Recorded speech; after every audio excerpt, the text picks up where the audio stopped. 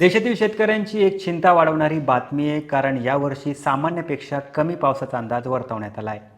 आयएमडीने नेमकं काय म्हटलं आहे, यावर्षी एल निनोचा नेमका किती प्रभाव असणार आहे आणि यासोबत महाराष्ट्रामध्ये नेमकं किती पाऊस बरसेल याची सविस्तर अशी माहिती आपण आजच्या या व्हिडिओतून जाणून घेणार आहोत. नमस्कार, मी सलमान आणि आपण पाहताय एबीपी माझा. भारतीय हवामान विभागाने आज नैऋत्य मान्सून 2026चा अंदाज जाहीर केला आहे. या अंदाजानुसार यंदा देशात सरासरीच्या 92% पावसाची शक्यता आहे. म्हणजेच यावर्षी देशात सामान्यपेक्षा कमी पाऊस पडण्याचा अंदाज वर्तवण्यात आला आहे.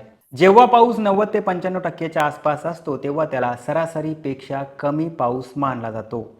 आता आपण बोलूया महाराष्ट्राच्या बाबतीत, कारण राज्यातही पावसाचे सावट असण्याची शक्यता आहे. हवामान विभागाचे महासंचालक डॉक्टर एम मोहापात्रा यांनी दिलेल्या माहितीनुसार महाराष्ट्रामध्येही सामान्यपेक्षा कमी पावसाचा अंदाज आहे. कोकण, मध्य महाराष्ट्र आणि विदर्भ या सर्वच भागात सरासरीच्या 90 ते 95% पावसाची शक्यता वर्तवण्यात आली आहे.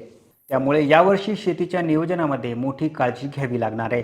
पण थोडा दिलासा देणारी बाब म्हणजे जून ते ऑगस्ट या दरम्यान सामान्य पावसाची स्थिती राहू शकते. मात्र जुलै ते सप्टेंबर दरम्यान एल निनोची परिस्थिती निर्माण होण्याची शक्यता आहे. सुदैवाने याच काळात भारतीय समुद्रात सकारात्मक परिस्थिती असल्याने एल निनोचा नकारात्मक परिणाम काहीसा कमी होऊ शकतो, असेही हवामान विभागाने स्पष्ट केले आहे. तर आयएमडीने यंदाच्या वर्षासाठी हा अंदाज वर्तवलेला आहे, पण हवामानाच्या बदलानुसार यामध्ये आणखी बदल देखील होऊ शकते.